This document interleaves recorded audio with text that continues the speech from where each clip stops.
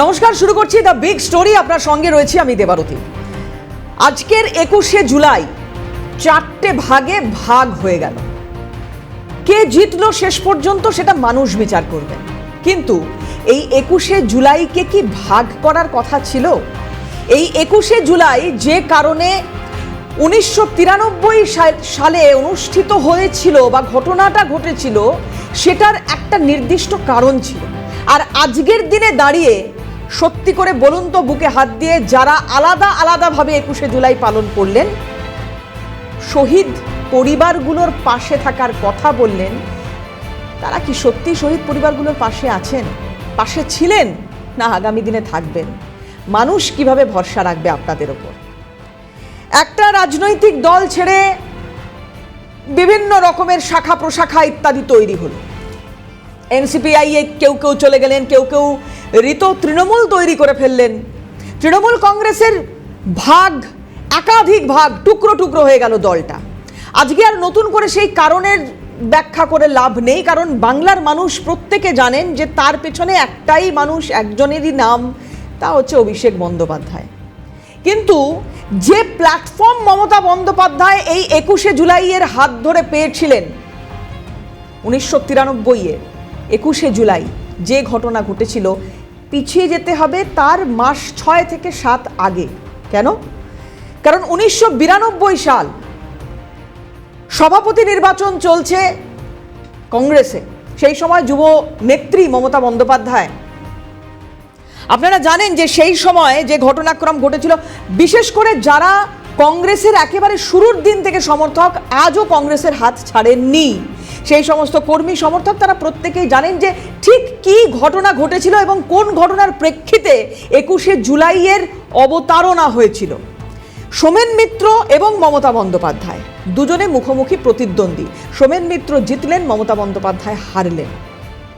21শে জুলাই মমতা বন্দ্যোপাধ্যায়ের রাজনৈতিক ভবিষ্যৎ নির্ধারণ করার একটা ঘটনা ছিল মাত্র, আর কিছু নয়। একথা আমার নয়, একথা কংগ্রেসের একাধিক ব্যক্তি বলেছেন।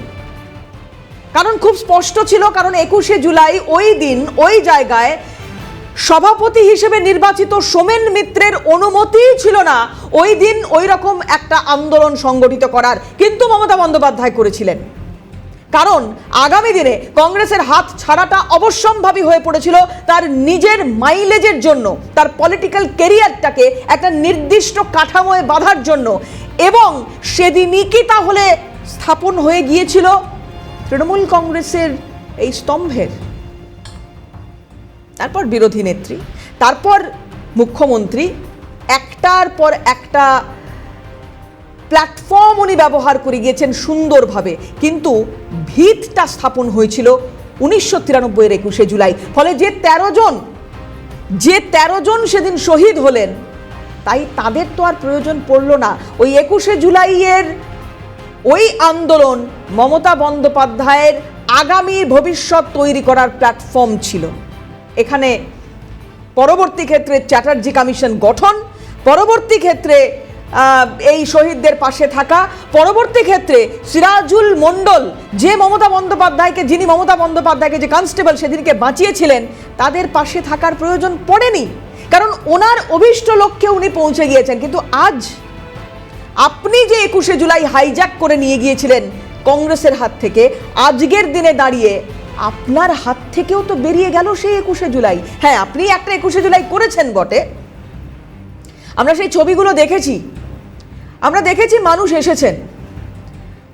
আপনি দীর্ঘদিনের বিরোধী নেত্রী, আপনি দীর্ঘদিনের শাসক, আপনার সভায় যে লোক হয়েছে, আপনি বুক ফুলিয়ে আওয়াজ তুলে, আপনার ভাইপো বুক ফুলিয়ে আওয়াজ তুলে বলছেন যে আপনারা এত মানুষ এসেছেন আমরা আজকে কল্পনাও করতে পারিনি। মানে আপনাদের কল্পনাতেও ছিল না যে এত মানুষ আসতে পারেন। আপনারা কি তাহলে ভেবেছিলেন যে আপনার পাশে আর কেউ নেই, সবাই ঋতপন্থী তৃণমূলে চলে গিয়েছেন? না, আমরা সেটা ভাবিনি। কারণ আপনাকে এইটুকু সম্মান বাংলার মানুষ করে যে একেবারে মাছি তাড়াবে, এই পরিস্থিতি আপনার হবে না। কারণ বিরোধী নেত্রী হিসেবে আপনাকে অনেকের থেকে আরও এগিয়ে রাখছেন। কিন্তু মুশকিল হচ্ছে মুখ্যমন্ত্রী হিসেবেও আপনি নিজেকে বিরোধী নেত্রী ভেবে গিয়েছিলেন। তাই আপনার সেদিনের কথায়, অর্থাৎ মুখ্যমন্ত্রী মমতা বন্দ্যোপাধ্যায় হিসেবে 21-এর মঞ্চে দাঁড়িয়ে যে বক্তব্য আপনি পেশ করেছেন, আর আজকের দিনে দাঁড়িয়ে মমতা বন্দ্যোপাধ্যায় বিরোধিতার মুখ হিসেবে যে জায়গায় যে বক্তব্য আপনি পেশ করেছেন, তাতে খুব একটা পার্থক্য নেই, প্রায় একই। শাসক মুখ্যমন্ত্রী মমতা আর আজকের দিনে দাঁড়িয়ে বিরোধী স্থানে দাঁড়িয়ে মমতা, দুজনের বক্তব্যে ওই একই রকম সেন্স, একই রকম ইঙ্গিত, একই রকম বক্তব্য।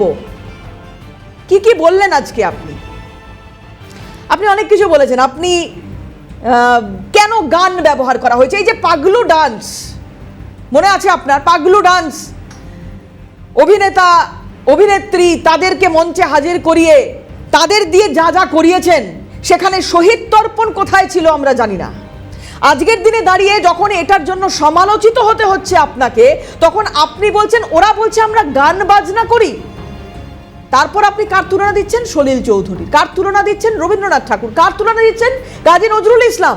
তাদের গান, তাদের কথা, তাদের লেখা, সেগুলোর সঙ্গে আপনি তুলনা করছেন পাগলু ডান্সের। বাংলার মানুষের আর বোধহয় হাসিও পায় না। আপনি বলছেন জেলের জন্য প্রস্তুত থাকুন, জেল যাওয়ার জন্য। জেলে এমন কিছু হয় না। মাননীয়া, সত্যি বলছি, বাংলার মানুষ আজকে আর হাসবেও না আপনার বক্তব্য শুনে। কি বলছেন দেখুন, এই জেল যাত্রা নিয়ে আর গান শোনানো নিয়ে। মমতা বন্দ্যোপাধ্যায় অনেক রকমের বক্তব্য রেখেছেন, কিন্তু এই দুটো ভীষণ ইন্টারেস্টিং লেগেছে আমার। দেখুন আপনাদের কেমন লাগে, দেখবো কি বললেন। যাওয়ার জন্য তৈরি, সারা পশ্চিমবাংলাটাকে জেল অ্যানাউন্স করে দাও, তাতেও কোনো যায় আসে না, তাতেও কোনো যায় আসে না। ইডি গিয়ে বলছে वफादारी करने का जरूरत क्या है, এটা তোমার ইডির কাজ। পুলিশ গিয়ে বলছে গাড়ি নিয়ে এসছি, হয় ওদিকে চলুন তা নাহলে জেলে চলুন। বলবেন আমি জেলে যাব, কিন্তু ওদিকে যাব না। জেলে কিচ্ছু নেই। একবার যে জেল খেটে এসছে, তা এখন তো আপনি স্বাধীনতা সংগ্রামী। এত স্বাধীনতার আন্দোলন শুরু হয়েছে, গণতন্ত্রের আন্দোলন শুরু হয়েছে, নতুন করে নাম লেখার ইতিহাস তৈরি হয়েছে। মনে রাখবেন, জেলে গেলে অসম্মানিত হবেন না। জেলে গেলে আপনাকে মালা পরিয়ে কর্মীরা আপনাদের নিয়ে আসবে সসম্মানে, এবং তাদের কথা আমরা স্বর্ণাক্ষরে লিখে রাখবো। বলছে আমাদের মিটিংয়ে নাকি গানা বাজনা হয়। আরে গান ছাড়া কোনো আন্দোলন হয়? শহীদ তর্পণ হয়? যখন আন্দোলন, খাদ্য আন্দোলন হয়েছিল, সলিল চৌধুরীদের মানুষরা কি গান গেয়েছিলেন? কি গান গেয়েছিলেন? জান দেব তবু মান দেব না, গানের মধ্যে দিয়ে আন্দোলন তৈরি করেছিল। নজরুল বলেছিলেন কারা রইল ও কপাট, ভেঙে ফেল করলে লোপাট, স্বাধীনতা আন্দোলনে পথ দেখিয়েছিল। রবীন্দ্রনাথ ঠাকুর বললেন আমার মাথা নত করে দাও হে তোমার চরণ ধুলার তলে, সকল অহংকারে আমার ডুবাও চোখের জলে। যাকে দিয়ে পাগলু ডান্স করিয়েছিলেন, আজকে তিনি আপনার হাত ছেড়ে দিয়েছেন। 21শে জুলাইয়ের মঞ্চে আপনি যাদেরকে নিয়ে এসেছিলেন, অভিনেতা অভিনেত্রীরা কতজন আছে আজকে আপনার সঙ্গে? আচ্ছা ধরুন, এই যে আপনি এই কথাটা বলছেন, আমি কোট করলাম আপনাকে, স্বাধীনতা সংগ্রামী। আপনি বলছেন যারা জেল থেকে বেরোবেন মালা পরানো হবে তাদের। তারা কেন? না কারণ তারা স্বাধীনতা সংগ্রামের সঙ্গে যুক্ত।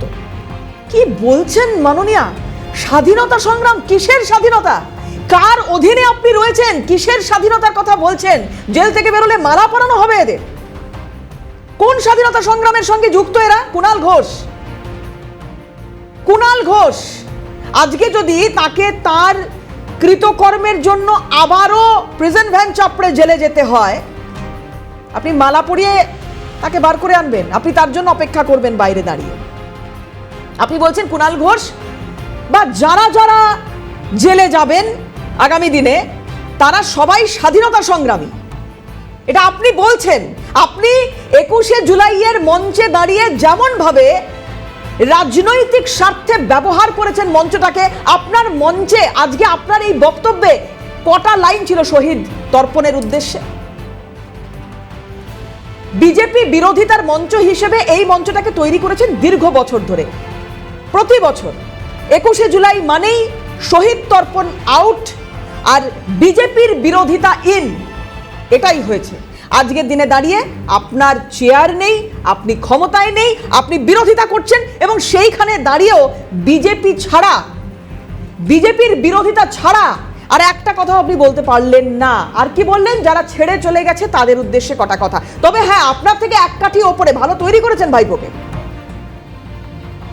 আপনার থেকে এক কাঠি ওপরে অভিষেক বন্দ্যোপাধ্যায় বলছেন পুঁজ রক্ত বেরিয়ে গেছে। দুদিন আগে বলছিলেন 1 ঘন্টার সময় দাও, আমি বেরিয়ে যাব দল থেকে, আমি ইস্তফা দেব দল থেকে। আর সেই অভিষেক বন্দ্যোপাধ্যায় আজ 21শে জুলাইয়ের মঞ্চে দাঁড়িয়ে বলছেন পুঁজ রক্ত। অভিষেক বন্দ্যোপাধ্যায় নিজের দিকে তাকান। কেন আজকে দলটার এই অবস্থা? কেন আপনাদের ছেড়ে বেরিয়ে গেছে এরা? নিজের দিকে তাকান। কে পুঁজ, কে রক্ত, কে গাদ্দার, কে বেঈমান, আয়নায় দাঁড়ান, দেখতে পাবেন অভিষেক বন্দ্যোপাধ্যায় কি বলেছেন। দেখুন, আজকে সবে খেলা শুরু হলো। এই সরকার ভেবেছিল 2 মাসে তৃণমূলের রফা দফা করে দেব। আমার দৃঢ় বিশ্বাস এই ক্যাথিড্রাল রোডে 2026 সালের 21শে জুলাই যে তৃণমূল জন্মালো, আগামী 40 বছর এই তৃণমূল থাকবে, উপড়ে ফেলার ক্ষমতা কারণ নেই। বদ রক্ত, পুঁজ আর আবর্জনাগুলো বেরিয়ে গেছে।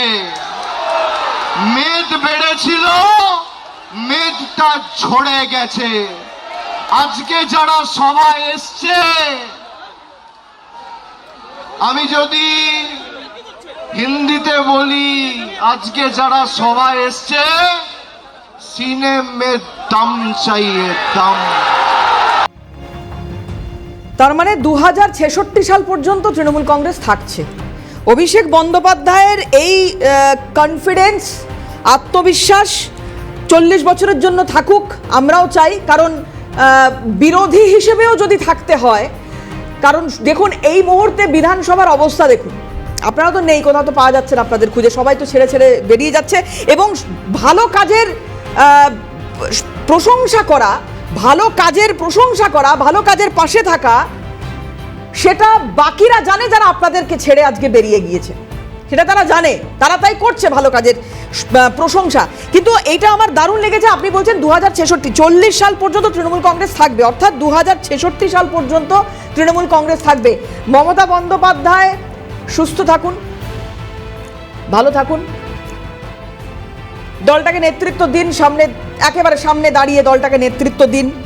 40 বছর, আগামী 40 বছর মমতা বন্দ্যোপাধ্যায় সুস্থ থাকুন, ভালো থাকুন, দলটাকে নেতৃত্ব দিন। এবং অভিষেক বন্দ্যোপাধ্যায়কে নিয়ে যদি আপনি চলেন, যদি নিয়ে চলেন অভিষেক বন্দ্যোপাধ্যায়কে, তাহলে দলটা আরো ভালো করে চলুক। 40 কেন, আপনি তো কম বলছেন, আমি বলছি 100 বছর চলুক, 100 বছর চলুক তৃণমূল কংগ্রেস।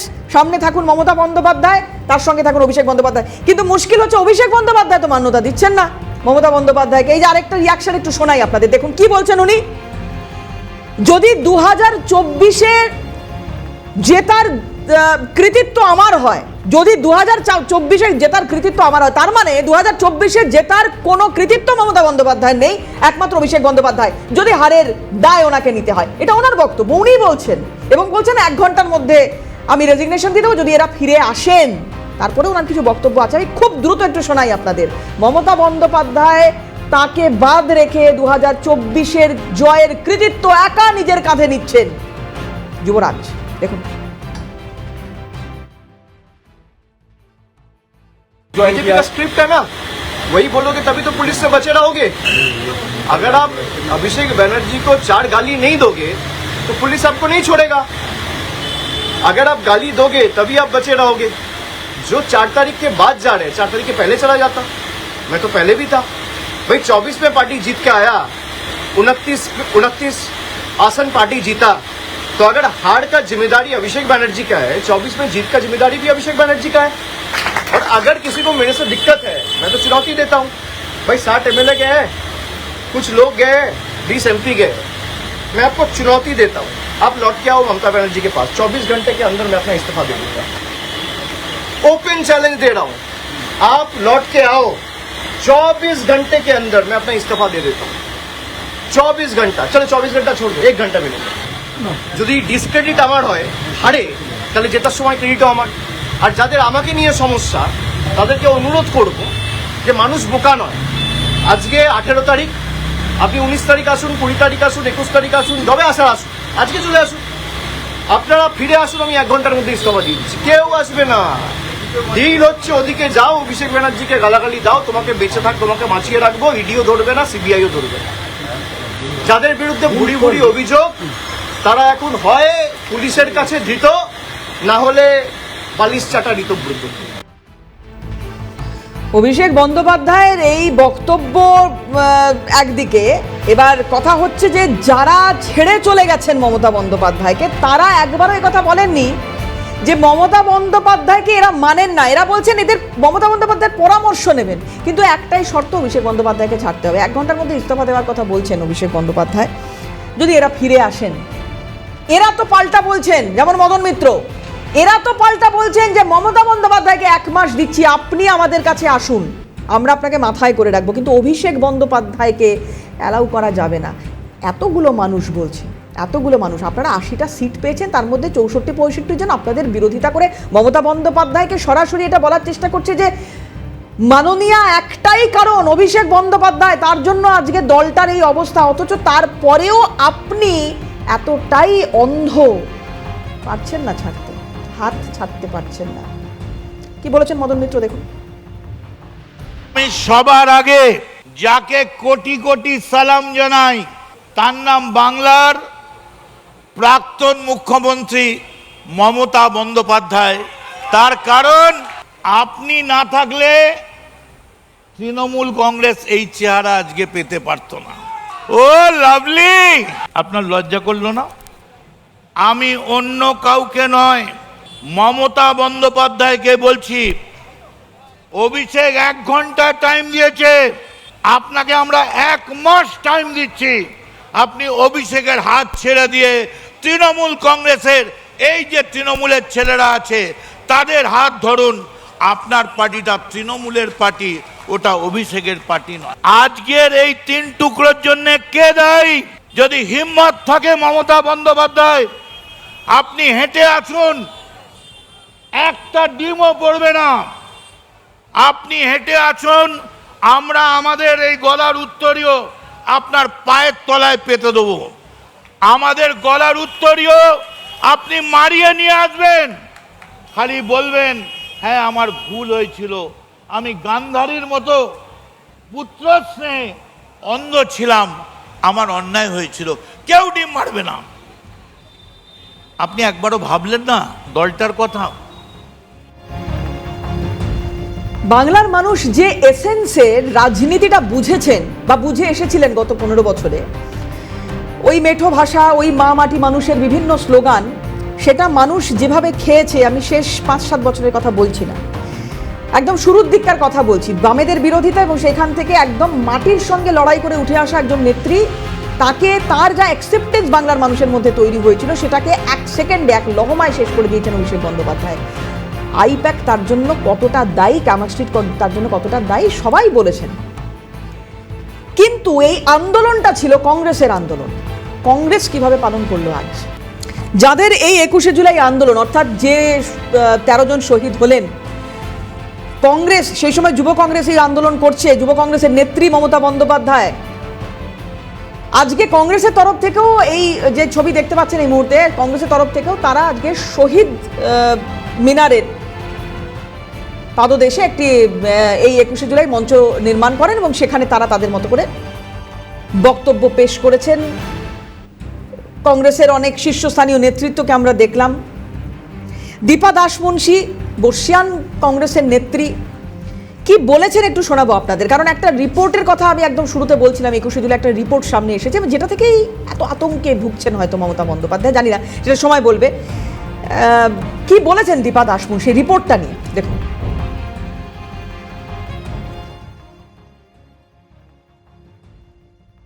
দেখুন, রিপোর্ট নিয়ে বা রিপোর্ট বিষয়ে আমি কোনো কথা বলবো না, অ্যাকশনের উপরে কথা বলবো। এই রিপোর্টের ভিত্তিতে কি অ্যাকশন নেওয়া হবে সেটাই। কারণ সেই সময় যখন মনীশ বাবুকে মন্ত্রী বানানো হয়েছিল সেই সময়ও কিন্তু শুভেন্দুও মন্ত্রী ছিলেন, তিনি তখন কিন্তু কোনো কমিশন বা রিপোর্টের কথা আনেননি বা বলেননি, এখন এনেছেন। দেখা যাক পরবর্তী স্টেপ কি হয়। আমরা আশা করব নতুন সরকারের কাছ থেকে যে মাননীয় মুখ্যমন্ত্রী শুভেন্দু অধিকারী যা যা বলছেন তাই এখনো অবধি করছেন। ফলে এই 21শে জুলাই রিপোর্ট যেটা এতদিন গোপন করে রাখা হয়েছিল, কেন কি বৃত্তান্ত, মমতা বন্দ্যোপাধ্যায়, অভিষেক বন্দ্যোপাধ্যায় বেটার উত্তর দিতে পারবেন একমাত্র মমতা বন্দ্যোপাধ্যায়। অভিষেক বন্দ্যোপাধ্যায়কে এখানে জুড়ে নিয়ে লাভ নেই, একমাত্র মমতা বন্দ্যোপাধ্যায়ের উত্তর দিতে পারবেন, যদি না এখানে কোনো ইন্ধন থাকে অন্য কারুর। মমতা বন্দ্যোপাধ্যায় এই কমিশনের রিপোর্টকে দীর্ঘদিন ধরে ধামাচাপা দিয়ে রেখেছিলেন। কেন রেখেছিলেন আপনি উত্তর দিতে পারবেন। কেন একটার পর একটা পদক্ষেপগুলো আপনি নিয়েছিলেন আপনি উত্তর দিতে পারবেন। কেন ওই শহীদ পরিবারগুলোর পাশে আপনি দাঁড়াননি আপনি উত্তর দিতে পারবেন। কেন মনীশ গুপ্তকে মন্ত্রী করা হয়েছিল আপনি উত্তর দিতে পারবেন। কেন সিরাজুল মণ্ডলকে চাকরি দিতে পারেননি আপনি উত্তর দিতে পারবেন। উত্তর দিতে পারবেন রাজ্যের প্রাক্তন মুখ্যমন্ত্রী, রাজ্যের প্রাক্তন পুলিশ মন্ত্রী, রাজ্যের প্রাক্তন স্বরাষ্ট্রমন্ত্রী, রাজ্যের অভিভাবক, আপনি উত্তর দিতে পারবেন। যাই হোক, আপনি উত্তর দিতে পারতেন। 15 বছর অতিক্রান্ত, পারেননি। আপনি ক্ষমতাও ছাড়তে চাননি, আপনি চেয়ার ছাড়তে চাননি। আপনার মনোভাব, আপনার মানসিকতা বাংলার মানুষ দেখেছে, আপনাকে রিজেক্ট করেছে বাংলার মানুষ। মানতে পারেননি, কষ্ট হচ্ছে, বুঝতে পারছি। কিন্তু যাই হোক, আপনি বলছেন যে নতুন তৃণমূল তৈরি হবে, ভালো কথা। যারা আপনাকে ছেড়ে চলে গেছে তাদের মধ্যে আরো বেশ কিছু সাংসদ, তারা দিল্লিতেও আজকে পালন করেছেন। এই 21শে জুলাই রাজঘাটে আজকে পালন করা হয়েছে। কাকলি ঘোষ দস্তিদার, শতাব্দী রায় প্রত্যেকেই ছিলেন সেখানে, তারা পালন করেছেন তাদের মতো করে। আপনি দেখুন, আপনি যে 21শে জুলাই যাকে প্ল্যাটফর্ম করে আজকে এই জায়গায় পৌঁছেছেন বা পৌঁছাতে চেয়েছিলেন, আপনার সেই ছিনিয়ে নেওয়া 21শে জুলাই আজকে সবার মধ্যে ভাগ হচ্ছে। কিন্তু প্রশ্ন তো এটাই থাকবে, আজকে বিগ স্টোরি শেষ করার আগে আমি মানুষের উদ্দেশ্যেও প্রশ্ন করব। প্রশ্ন একটাই, এতগুলো 21শে জুলাই করে জিতলো কে? এটা কি কোনো কম্পিটিশন ছিল? যারা এতদিন, যে শহীদের পরিবার, যে শহীদ, তাদের আত্মা শান্তি পেয়েছে কি এতদিন পরে? আজকে 4 ভাগে ভাগ করা 21শে জুলাই তাদের শান্তি দিতে পারবে? নাকি শুভেন্দু অধিকারী মাননীয় মুখ্যমন্ত্রী এই রিপোর্টের পর যে তদন্ত প্রক্রিয়া নতুন করে শুরু হবে, যেভাবে এগোবে, এই সব কিছুর পরে অ্যাকচুয়ালি বিচার পাবে এই পরিবার? আজকে বিগ স্টোরি এখানেই শেষ করছি। অন্যান্য খবরের জন্য চোখ থাকুন।